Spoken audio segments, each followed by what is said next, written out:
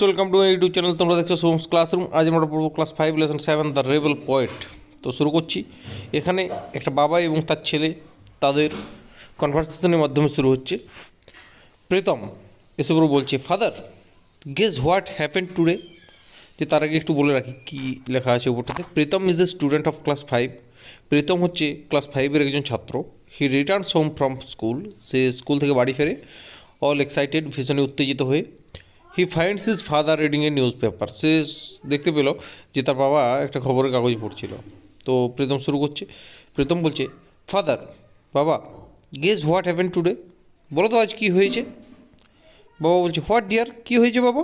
প্রীতম বলছে, our teacher had asked us to Singh A patriotic song on the Republic day. যে আমাদের শিক্ষক আমাদেরকে একটা দেশাত্মবোধক গান গাইতে বলেছেন রিপাবলিক ডে অর্থাৎ প্রজাতন্ত্র দিবসে।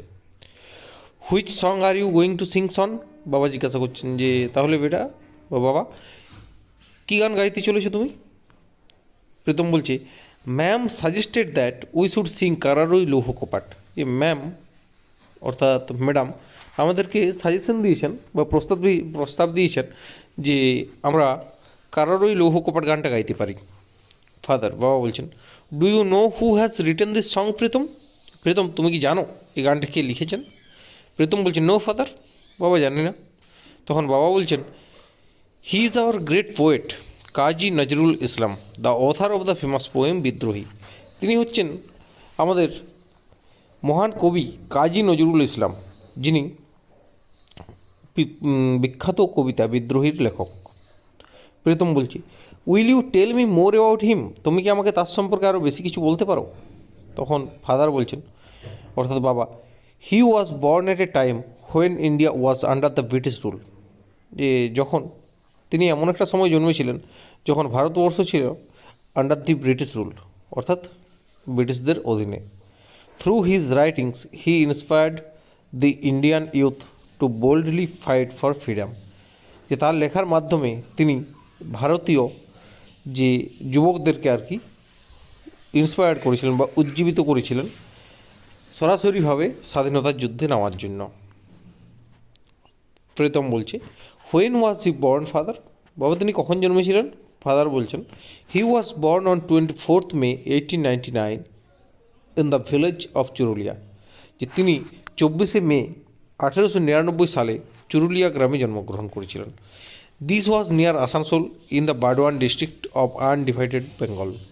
এটা হচ্ছে আসানসোলের কাছে বর্ধমান জেলার মধ্যে জন্মগ্রহণ করেছিলেন, যেটা ছিল অবিভক্ত বাংলার মধ্যে। অ্যাজ এ চাইল্ড, শৈশব অবস্থায়, he was attracted to folk theatre. তিনি লোকনাট্যের প্রতি অ্যাট্রাক্টেড হয়েছিলেন বা আকর্ষিত হয়েছিলেন। And later wrote many folk plays, এবং পরবর্তীকালে তিনি অনেক লোকনাট্য লিখেছিলেন, লাইক দাতাকর্ণ অ্যান্ড কবি কালিদাস, যেগুলোর নাম ছিল কি দাতাকর্ণ আর কবি কালিদাস। দ্যাট ইজ ইন্টারেস্টিং, এটা তো আকর্ষণীয় ব্যাপার। ফাদার বলছেন, বাবা, ইন 1910 সালে Nazrul meet the revolutionary Nibaranchandra Ghatak. Nazrul revolutionary অর্থাৎ সংগ্রামী বা বিপ্লবী নিবারণচন্দ্র ঘটকের সঙ্গে তার দেখা হয়েছিল, সাক্ষাৎ হয়েছিল। হু ওয়াজ হিজ টিচার, যিনি ছিলেন তার শিক্ষক। The poet Kumud Ranjan Mallick was the headmaster of the school Nazrul joined next. এবং যে স্কুলে পরবর্তীতে নজরুল জয়েন করেছিল সেই স্কুলের হেডমাস্টার ছিলেন কবি কুমুদ রঞ্জন মল্লিক। তো দেখা যাক তারপরেরটাতে কী রয়েছে। Uncle Rahim enters the room, he Joints in the conversation. পরে গিয়ে দেখা যাচ্ছে আঙ্কেল রহিম এসেছেন এবং তিনি তাদের সেই কনভারসেশনে জয়েন করেছেন, যুক্ত হয়েছেন। প্রীতম বলছে, did Kumud Ranjan inspire him to write poems. যে কুমুদ রঞ্জনও কি তাকে কবিতা লেখায় ইন্সপায়ার করেছিলেন বা উৎসাহ দান করেছিলেন। ফাদার বলছেন, বাবা, yes, but Nazrul was also influenced by Rabindranath and the Persian poets like Hafiz and Khayyam. হ্যাঁ, কিন্তু নজরুল ইনফ্লুয়েন্স হয়েছিল বা অভিভূত হয়েছিল, উজ্জীবিত হয়েছিল রবীন্দ্রনাথ এবং পার্সিয়ান কবি হাফিজ এবং খৈয়মের দ্বারা। এবার আঙ্কেল রহিম বলছে, did you know that Nazrul joined the army under the British. যে তুমি কি জানতে যে নজরুল ব্রিটিশদের অধীনে আর্মিতে জয়েন করেছিল বা যোগদান করেছিল। He was in the 49th Bengal regiment, সে ছিল 49তম বেঙ্গল রেজিমেন্টে। After the first world war the regiment was disbanded in 1920। যে প্রথম বিশ্বযুদ্ধের পর সেই সৈন্যদলটা ভেঙে গেছিল 1920 সালে। So he came to Calcutta, তারপর তিনি কলকাতাতে ফিরে এসেছিলেন। অ্যাট দ্যাট টাইম, ফাদার বলছেন, at that time Indians had reason against the British rule, যে তখনকার সময় ভারতীয়রা ব্রিটিশ শাসনের বিরুদ্ধে জেগে উঠেছিল। Nazrul protested against the cruelty of British in his own way. Nazrul যে ব্রিটিশদের যে ক্রুয়েলিটি অর্থাৎ যে নির্মমতা, তার বিরুদ্ধে তার নিজের মতো করে বিরোধিতা করেছিলেন।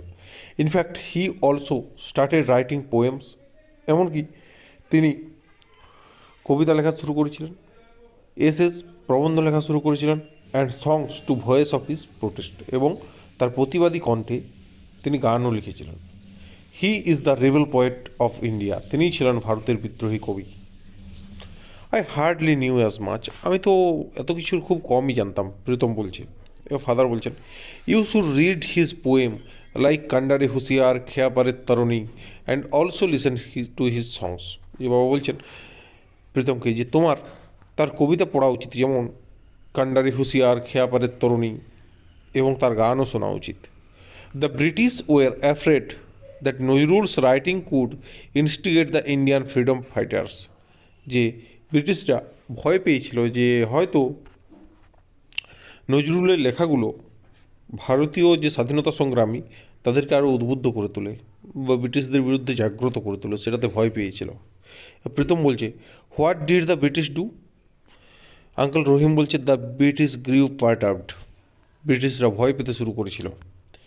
ফাদার বলছেন, ইন 1922, 1922 সালে নজরুল স্টার্টেড আ ম্যাগাজিন ধূমকেতু, হোয়ের হি পাবলিশড আনন্দময়ীর আগমনে এ পোয়েম।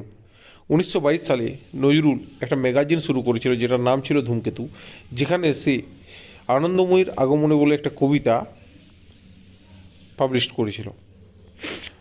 আঙ্কেল রহিম বলছে, the British raided the office of Dhumketu, ব্রিটিশরা ধূমকেতুর যে অফিস সেখানে হানা দিয়েছিল। The poet was arrested from Comilla, এবং কবিকে কুমিল্লা থেকে অ্যারেস্ট করা হয়েছিল, ধরে নিয়ে গিয়েছিল। প্রীতম বলছে, হোয়াট হ্যাপেন্ড দেন, তারপর কী হয়েছিল বাবা? ফাদার বলছেন, বাবা বলছেন, he was transferred to the Hooghly jail and there he began fasting, তাকে হুগলি জেলে ট্রান্সফার করা হয়েছিল, সেখান থেকে হুগলি জেলে নিয়ে যাওয়া হয়েছিল, এবং সেখানে হি বিগ্যান ফাস্টিং, অর্থাৎ সে অনশন করা শুরু করেছিলেন। It was his way of protesting against the torture of the British, এটাই ছিল তার ব্রিটিশদের যে টর্চার বা ব্রিটিশদের যে তার উপর অত্যাচার, ব্রিটিশদের অত্যাচারের বিরুদ্ধে তার প্রোটেস্ট অর্থাৎ বিরোধিতা করা, এইভাবেই তিনি বিরোধিতা করেছিলেন অনশন করে। প্রীতম বলছে, for how many days did he fast father, যে বাবা তিনি কতদিনের মতো উপোস দিয়েছিলেন বা অনশন করেছিলেন? ফাদার বলছেন, he fasted for more than a month, তিনি 1 মাসেরও বেশি সময় ধরে অনশন করেছিলেন। ইন ডিসেম্বর 1923, ডিসেম্বর 1923 সালে he was released from jail, তাকে জেল থেকে ছাড়া হয়েছিল। প্রীতম বলছে, thank you so much father, বাবা অসংখ্য ধন্যবাদ তোমাকে। Now I will be able to sing কারার ওই লৌহ কপাট উইথ জিল অ্যান্ড প্যাশন, যে আমি এখন ওই কারার ওই লৌহ কপাট গানটা গাওয়ার জন্য ভীষণই উদ্দাম এবং যে সাহসিকতার সঙ্গে আমি এটা গাওয়ার জন্য সক্ষম হব। I am so proud that the teacher has selected me for singing. আমি ভীষণই গর্ববোধ করছি যে শিক্ষিকা আমাকেই এই গানটা গাওয়ার জন্য সিলেক্ট করছেন বা বেছেছেন। আঙ্কেল রহিম বলছে, then let's hear you sing, তাহলে শোনা যাক তুমি গাও। We will sing along with you as well, আমরাও তোমার সঙ্গে গানটা গাইব। তো আজকের মতো এই পর্যন্তই। যদি ভিডিওটা ভালো লাগে অবশ্যই লাইক, কমেন্ট, শেয়ার ও সাবস্ক্রাইব করে দিও। থ্যাংক ইউ, আবার দেখা হচ্ছে নেক্সট ভিডিওতে।